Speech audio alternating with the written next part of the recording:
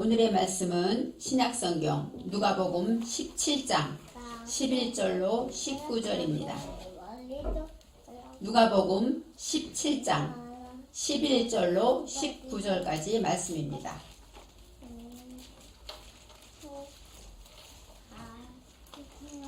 신약성경 124쪽 지금에 있습니다. 예수께서 예루살렘으로 가실 때에 사마리아와 갈릴리 사이로 지나가시다가 한 촌에 들어가시니 문둥병자 10명이 예수를 만나 멀리 서서 소리를 높여 가로되 예수 선생님이여 우리를 긍휼히 여기소서 하거늘 보시고 가라사대 가서 제사장들에게 너희 몸을 보이라 하셨더니 저희가 가다가 깨끗함을 받은지라. 그 중에 하나가 자기의 나온 것을 보고 큰 소리로 하나님께 영광을 돌리며 돌아와 예수의 발 아래 엎드려 살해하니 저는 사마리아인이라. 예수께서 대답하여 가라사대 10사람이 다 깨끗함을 받지 아니하였느냐? 그 9은 어디 있느냐? 이 이방인 외에는 하나님께 영광을 돌리러 돌아온 자가 없느냐 하시고 그에게 이르시되 일어나 가라 내 믿음이 너를 구원하였느니라 하시더라. 아멘.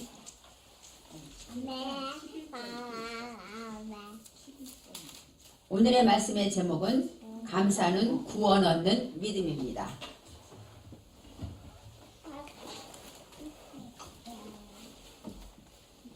오늘은 추수감사주일입니다. 추수감사주일의 유래는 우리가 다 알다시피 미국에서 처음으로 시작했고 그러면서 1년에 한 번씩 추수하게 하심을 감사하며 예배를 드리는 주일입니다. 우리가 생각할 때 싱크라는 것은 뭐예요? 생각하다 이런 뜻이죠. 근데 싱크의 원 중에 생크 감사하다에서 나왔다는 거예요. 그래서 이 감사라는 것은 생각하면 할수록 감사하다. 생각하는 자는 다 감사하다 이렇게 말할 수가 있다고 합니다.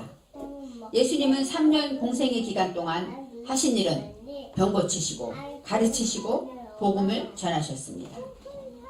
예수님이 처음 증거하신 말씀은 마태복음 4장 17절에 회개하라 천국이 가까웠느니라 말씀하셨어요. 첫 복음이 회개하라였습니다. 예수님은 3년 공생애 동안 어디를 가시든지 한 번도 헛된 걸음이 없었습니다. 가시는 곳마다 예수님을 만나야 할 자들을 만나셨고 예수님을 만나서 구원받아야 할 줄, 또 병 고쳐야 받아야 될 자들 그런 사람들을 만나셨습니다. 오늘 본문 말씀에 보면 예수님은 길을 가시는데 그 길에서 예수님이 만나야 할 자를 만나게 됩니다. 11절 말씀에 예수께서 예루살렘으로 가실 때에 하고 나와요. 예수님이 가시는 목표는 어디입니까? 예루살렘이라는 것입니다. 예수님이 왜 갈릴리에서 많이 움직이시고 가버나움에서 많이 활동하셨는데 이제는 예루살렘으로 간다고 말씀하셔요. 왜냐하면 예수님은 이제 십자가를 지시기 위해서 공생애를 마무리하시면서 십자가를 지기 위해서 예루살렘을 향한 걸음을 가고 있으신 겁니다. 17장 25절 말씀에 인자가 먼저 많은 고난을 받으며 이 세대에게 버림받아야 할지니라 하고 제자들에게 십자가의 고난 받으실 것을 예언하신 것을 보면 17장에서 예수님이 예루살렘으로 가는 길은 이제 십자가 지러 가는 길이었습니다. 그런데 가는 길이 어디였냐면 사마리아와 갈릴리 사이로 지나갔다. 사마리아와 갈릴리 사이에 있는 길로 가셨다 했어요. 예수님은 사마리아로 많이 지나가시지 않았죠. 사마리아 여인을 만날 때 사마리아로 가셨고 그렇지 않으면 갈릴리로 지나가는데 오늘은 사마리아와 갈릴리 사이 그러니까 사마리아인도 있을 수 있고 또 유대인도 있을 수 있는 그 장소를 지나가신 것입니다. 물론 장소로 말할 때 사마리아와 갈릴리라는 그 지역이 있습니다. 그런데 사마리아에는 뜻이 있어요. 사마리아는 샤마르로 어떤 뜻이냐? 보존하다, 지키다 이런 뜻이 있어요. 그래서 이 사마리아는 어때요? 이방인이고 어떤 역사적으로 많은 이방 민족들이 와서 같이 살았기 때문에 이방인 취급하고 개와 같이 인정받는 그런 곳이지만 뜻은 뭐예요? 보존하는 것이에요. 하나님의 말씀을 지키고 보존하다 뜻이 있고, 갈릴리라는 것은 갈랄은 뭐예요? 똥을 굴려내다, 어떤 벗겨내다, 거름더미를 굴려내다, 이런 뜻이에요. 내 속에 있는 모든 죄와 허물들, 내 속에 똥같이 더러운 것들을 굴려내고 벗겨내야 한다. 이것이 바로 갈릴리의 뜻입니다. 예수님은 사마리아와 갈릴리 사이로 바로 그 중심, 가장 가운데로 지나가셨다. 성경은 그렇게 나옵니다. 바로 이 사마리아라는 동네는 예루살렘으로부터 67km나 북쪽으로 떨어졌다는 거예요. 67km면 예전으로 말하면 무척 먼 길일 겁니다. 그럴 때 지나가다가 사마리아라는 것은 북이스라엘의 수도였는데 아수르 전쟁 때 사마리아인들을 포로로 잡아가고 그 대신 아수르 사람들을 어때요? 그 땅에서 살게 했어요. 그렇게 두 번이나 전쟁을 통해서 알렉산더 그 대왕 때도 이방인들이 와서 살고, 그래서 사마리아인은 완전히 인정 못 받는 이방인이 있는 그런 동네를 말합니다. 이제 12절에 한 촌에 들어가시니 문둥병자 10명이 예수를 만났다. 이렇게 나와 있어요. 한 촌에 들어갔는데 거기에 누가 있습니까? 문둥병자가 10명이나 모여 있었습니다. 문둥병이라는 것, 바로 문둥병이라는 것은 차라인데 어떤 뜻이냐? 문둥병에 걸리다, 또 닿다, 잠그다, 차르드라는 뜻이 있는데 어떤 뜻입니까? 우리가 아는 문둥병은 한센병이라고도 하죠. 문둥병이라는 것은 어때요? 내가 다치고 아프고 병이 났는데 알지 못한다는 것이죠. 고통을 모르는 것입니다. 그래서 영적인 문둥병은 어떤 병이냐? 내가 죄를 짓고 내가 하나님과 멀어졌고 악으로 가고 있는데 본인은 잘 믿는다고 생각하는 것, 이것이 바로 문둥병의 증세입니다. 그래서 우리가 문둥병 걸렸다, 그 얘기를 하나님이 저주했다. 왜요? 물론 그 시대의 문둥병이라는 것이 저주받은 병이라고는 했지만 영적으로 우리가 이렇게 문둥병을 걸리게 되면 어려움을 당해도 환난을 만나도 하나님의 뜻을 발견하지 못한다는 것입니다. 이제 한 촌에 들어가셨다. 바로 하나님께서는 우리를 갈릴리와 사마리아 사이로 지나가시는 중에 우리 안에 있는 문둥병자를 발견하게 하십니다. 예수를 만나 멀리 서서 예수를 만났는데 그들은 예수님에 대한 소문을 들었을 거예요. 그런데 가까이 갈 수가 없죠. 문둥병자들은 2m 이상 떨어져야 되고 머리를 풀고 옷을 찢으며 나는 부정하다, 나는 부정하다 외치며 걸어야 했습니다. 그렇기 때문에 예수님께 기다리던 예수님을 만났지만 멀리 서서 있을 수밖에 없었습니다. 바로 13절에 소리를 높여 가로되 예수 선생님이여 우리를 불쌍히 여기소서 하고 말합니다. 소리를 높이다, 여기서 소리를 높이다가 콜 나샤가 나와요. 나샤라는 것은 어떤 뜻이냐? 머리를 들다, 고개를 들다, 이런 뜻이 있어요. 바로 예수를 향하여 고개를 들고 소리를 질렀다는 것이죠. 이제는 예수님이 소문이 어때요? 많은 병자를, 죽은 자도 살렸고 예수님께서 나사로도 살리셨고 나인성의 과부의 아들도 살리셨고 소문이 다 났기 때문에 이제는 이 나의 문둥병도 예수님이면 고치지 않을까? 그런 그 기대를 가지고 예수님 계신 곳에 아마 와서 기다리고 있었을 것입니다. 뭐라고 말합니까? 예수 선생님이여 우리를 불쌍히 여기소서. 바로 기도 제목이 바로 예수 선생님이여. 여기서 선생님이 랍비라는 단어가 아니라 야라라는 뜻인데 모래하고 나와요. 야라라는 것은 무엇이냐? 교훈하다, 가르치다, 교사, 이런 뜻이에요. 그러니까 우리를 가르치는 선생님으로밖에 모릅니다. 이들은 예수님에 대한 소문을 듣고 병을 고치고 이런 능력이 있지만 예수님이 나의 구주임은 알지 못하고 나의 주인임을 알지 못했고 선생님이라고 말합니다. 바로 예수 선생님이요 하고 불렀을 때는 아직 예수님이 누구신지 자세히 모르고, 왜요? 그들은 문둥병자였기 때문에 예수님 앞에 나온 적이 없었고 예수님의 소리를 들은 적도 없었을 겁니다. 그래서 우리를 불쌍히 여기소서 하고 간절히 하나님께 기도하죠. 예수님께 기도하는데 이 불쌍히가 해니입니다. 해는 은혜를 구하다, 또 연민의 정을 가지고 또 어떤 불쌍히 여겨달라고 기도하고 있습니다. 예수를 간절히 부를 때 예수님께서 그를 보셨습니다. 보시고 말씀하시되 가서 제사장들에게 너희 몸을 보이라 이렇게 말씀하셔요. 예수님이 많은 병자를 고칠 때 벙어리 된 자는 침을 발라서 또 눈도 만지고 또 안수도 하고 많이 고쳤는데 아마 문득병자라 만지면 안 되니까 그랬나? 예수님은 그냥 말씀으로만 가서 제사장들에게 너희 몸을 보이라 이렇게 말씀하고 있습니다. 제사장들에게 보여야 되는 이유는 율법에 나와 있어요. 문득병은 하나님이 저주에서 내린 병이기 때문에 이 병이 나았다는 증거는 누가 확증해야 합니까? 제사장, 하나님께 예배드리는 제사장이 확증해야만 그것이 인정되는 것이었어요. 그래서 문득병자들은 무조건 걸리면 제사장에게 먼저 하나님 앞에 걸린 것을 인정받아야 되고 또 나오면 나온 대로 인정받아야 한다는 것입니다. 그렇게 말했을 때 저희가 가다가 깨끗함을 받았다고 성경은 말하고 있습니다.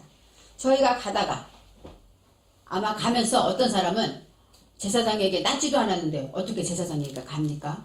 또 어떤 사람은 아니 예수님이 고쳐준다고 그러더니 고쳐주지도 않고 우리 보고 가래? 이런 사람도 있었을 거예요. 그렇지만 10명이 무리니까 아마 그 중에 한두 명은 의심했을지 모르지만 그들이 다 모여서 가기 때문에 군중 심리로 지금 제사장에게로 가고 있었을지도 모릅니다.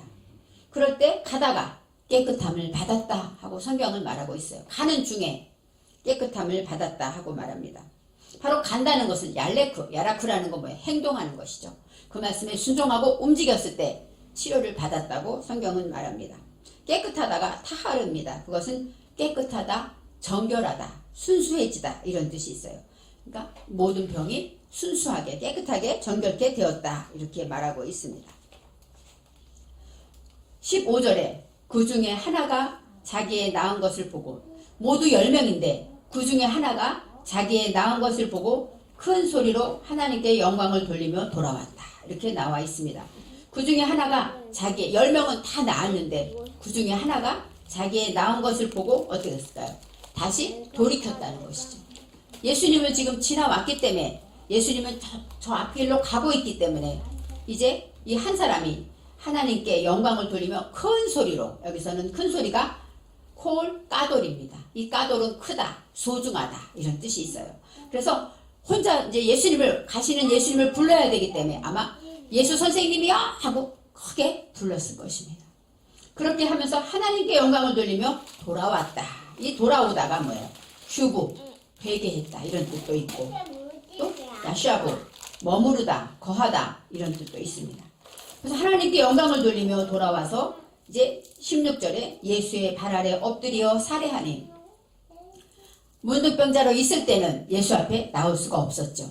2m 이상 떨어져야 되는데 이제는 깨끗함을 받았으니까 예수님 앞에까지 올 수가 있었습니다. 예수의 발 아래 엎드려 살해했다. 엎드리다는 건 뭐예요? 나팔, 쿡 엎으러진 거예요. 완전히 무릎을 꿇고 이제는 나는 당신의 종입니다 하는 마음으로 완전히 무릎 꿇고 엎드려서 하나님께 살해하였다 하고 말합니다. 이 살해하다가 야다입니다. 야다는 감사하다라는 뜻이에요. 이 야다라는 것은 허심탄회하게 고백하다, 감사하다, 찬양하다, 축하하다, 칭찬하다 이런 뜻이 있습니다. 그래서 예수님께 발 아래 엎드려 살해하면서 예수님 덕분에 제가 나았습니다 하고 아마 예수님 앞에 감사했을 것입니다. 이 감사하다라는 것은 바로 내가 가진 이 문득병자에게는 아무것도 지금 가진 것이 없습니다. 오직 내 몸뚱아리 하나밖에 없었겠죠. 그래서 예수님께 나와서 그 몸을 온전히 땅에 엎드려서 감사를 표현했을 것입니다. 사람마다 표현할 때 감사는 사람마다 다르죠. 가정에도 이제는 감사가 있는데 감사를 표현하지 않으면 안 되는 것을 압니다. 제가 가끔씩 보고 또 봐도 재밌는 프로그램이 윤식당이라는 프로그램이 있어요. 그 TV 프로그램인데 거기서는 외국인들이 손님으로 와요. 그래서 그들이 이제 대접을 받으면서 잘 먹었습니다 하고 인사하는 장면인데 그것을 보면 제가 참 새롭게 느끼는 것은 그들이 부부간에도 친구간에도 직장 동료끼리 이렇게 왔는데 서로 감사라는 표현을 잘하더라고요. 너무 좋아, 너무 감사해, 너무 행복해 이렇게 너무 자연스럽게 우리들은 쑥스러워서 못하는 말을 참 잘합니다. 그래서 그거를 보면은 저희 마음도 괜히 흐뭇해지고 잘 먹었습니다. 감사합니다. 너무 맛있습니다. 너무 많은 칭찬과 감사를 하는 것을 보면서 저도 많이 그 마음이 편안해지는 것을 느낍니다. 이처럼 서로가 감사하단 말을 하지 않으면 우리는 그냥 지나가요. 그런데 이 사람 10명 중에 한 사람은 찾아와서 예수님께 살해했다고 합니다. 17절에 예수님께서 말씀하십니다. 예수께서 대답하여 가라사대 10사람이 다 깨끗함을 받지 아니하였느냐? 그 9은 어디 있느냐? 예수님은 9명 때문에 섭섭하셨어요. 그리고 또 여기에서 이들이 찾아온 사람이 16절에 저는 사마리아인이라 하고 말씀합니다. 사마리아인이라는 것은 뭐예요? 이방인으로 예수님 말씀을 들을 수가 없었고 예수님을 잘 모를 수밖에 없는 사람이었는데 이 사마리아인이 와서 감사하는 것을 보고 나머지 9은 어디 있느냐? 아마 나머지 9 중에는 유대인들이 있었을지도 몰라요. 구원받았다는 유대인들 중에 그들을 생각하면서 서운해하시는 것입니다. 저는 가끔 10명과 10과 하나 9과 하나를 생각하면서 과연 내가 이 하나에 들 수 있었을까 생각해 봅니다. 저는 자신이 없어요. 저는 하나님을 믿는다고 하지만 바로 이들이 어떤 마음이었을까요? 아, 빨리 예수님 말씀대로 제사장에게 가야 돼. 이랬을 수도 있어요. 왜요? 예수님이 가라 그랬으니까. 예수님이 가면서 가다가 났거든 나에게 와서 감사해라 했으면 아마 10명이 다 왔을 거예요. 근데 예수님은 그 얘기를 안 하셨어요. 그래서 아마 제사장에게 먼저 가는 게 순정이야 하고 갔을지도 모릅니다. 저도 아마 그랬을 것 같아요. 또 아마 빨리 나와서 나의 사랑하는 식구들을 봐야지. 내 사랑하는 아내와 부모님과 내 자녀들 못 만났는데 빨리 낳고 봐야지. 아마 그런 마음도 있었겠죠. 바로 이 9이 저는 이해가 갑니다. 그런데 예수님은 이 9을 책망하신 거예요. 그 9은 어디 있느냐? 섭섭해 하셨습니다. 18절 말씀에 이 이방인 외에는 하나님께 영광을 돌리러 온 자가 없느냐 하시고 바로 이방인 이 사마리아 사람 이 사람 외에는 하나님께 영광을 돌리러 온 자가 없느냐 하고 말씀하십니다.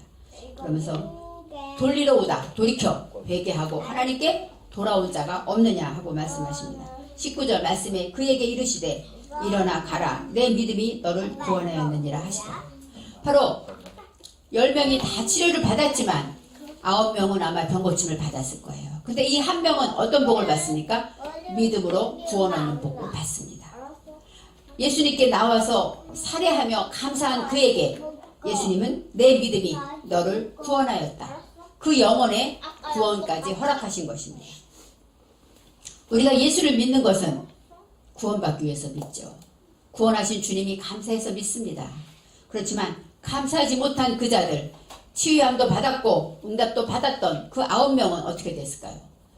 그냥 고침 받은 것으로 끝났지 예수님 앞에 구원받은 사실이 없을지도 모릅니다. 사마리아인은 병도 치료받고 믿음으로 구원을 받았습니다. 감사주일은 어때요? 1년에 한 번 감사주일이 있다는 것은 특별히 더 감사하자.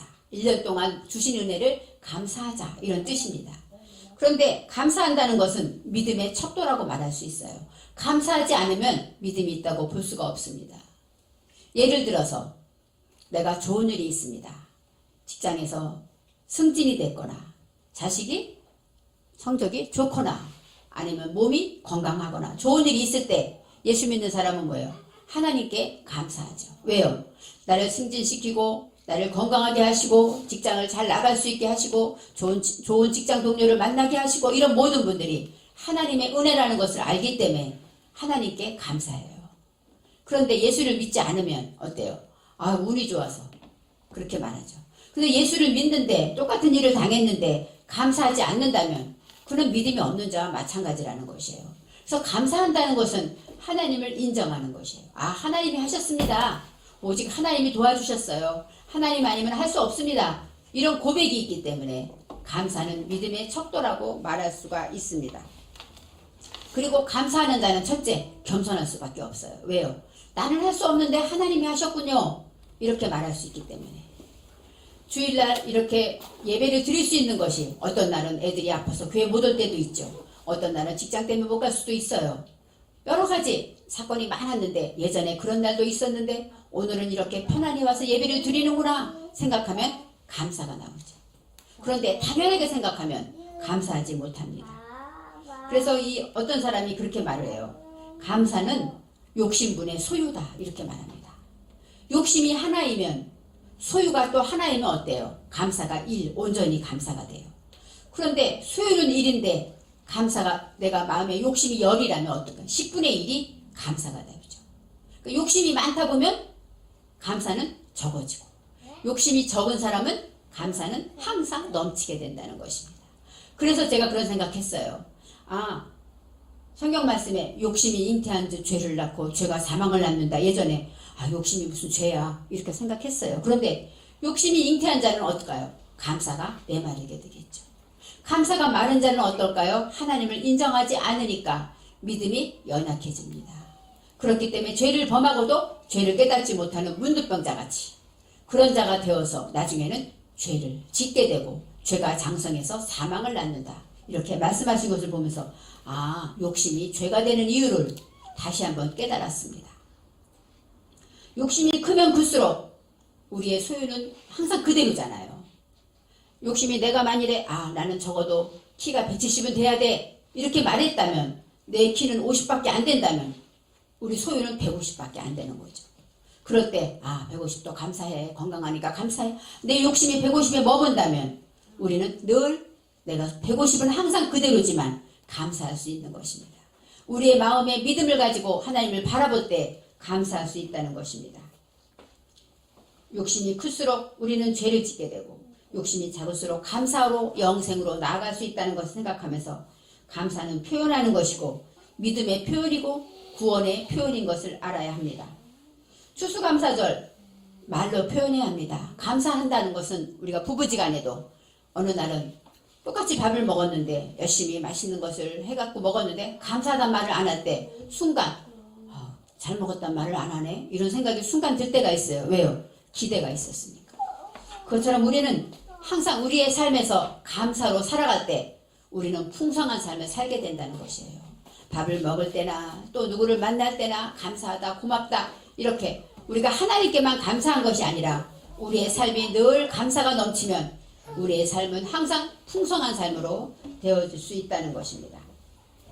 그래서 감사는 표현해야 되고 감사는 미루지 말고 해야 한다는 것이에요. 항상 언제나 감사해야 합니다. 우리가 하나님 앞에서 감사할 때 데살로니가 전서 5장 16절 18절에 항상 기뻐하라 쉬지 말고 기도하라 범사에 감사하라 이 얘기를 들으면 감사해야지. 하지만 데살로니가 전서의 교인들은 어떤 상황입니까? 유대인들에게 핍박당하고 예수를 영접하고 나서 추례당하고 많은 핍박과 환난과 또 네로 황제로 인하여 그 많은 환난과 핍박과 조롱을 당하고 있는 그들에게 사도 바울은 항상 기뻐하라 범사에 감사하라고 말한 거예요. 좋은 일이 있어서 감사하는 것이 아니죠. 우리가 살다 보면 어려운 일이 왜 없습니까? 생각지 않은 일을 만날 때도 있어요. 그럴수록 감사할 때 우리의 믿음을 보일 수 있다는 것입니다. 그래서 항상 기뻐하라 쉬지 말고 기도하라 범사에 감사라는 것은 우리같이 편안한 세대에 주신 말씀이 아니라 그 어렵고 환난 데살로니가전서 말씀에 이런 말씀이 있습니다. 1장 2절에 너희의 믿음의 역사와 사랑의 수고와 우리 주 예수 그리스도에 대한 소망과 인내를 우리 하나님 아버지 앞에서 쉬지 않고 기억한다. 그들은 믿음을 지키기 위해서 수고하고 역사를 가지고 애쓰면서 참고 인내하면서 기뻐하고 감사했다는 것을 기억해야 합니다. 저와 여러분도 항상 생각해보면 감사한 게 너무너무 많은데 우리처럼 감사를 멀리하고 있는지 생각해봐야 합니다.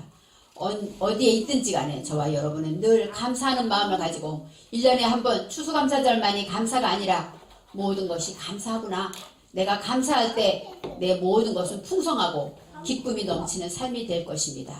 저와 여러분이 감사로서 날마다 구원 얻는 믿음 얻기를 바랍니다. 기도하겠습니다. 참으로 좋으신 하나님, 감사한 것이 믿음의 척도이며 감사는 바로 구원 얻는 믿음에 있다고 하였습니다.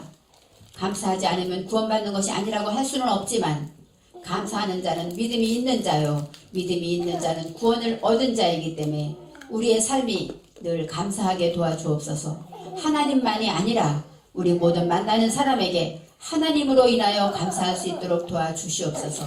우리 자녀들, 우리 또 남편, 우리 부모님 모두가 하나님이 주셨구나, 하나님이 허락하셨구나 하면서 하나님께 감사한 마음으로 늘 감사하게 도와주옵소서. 감사드리며 예수님의 이름으로 기도합니다. 아멘.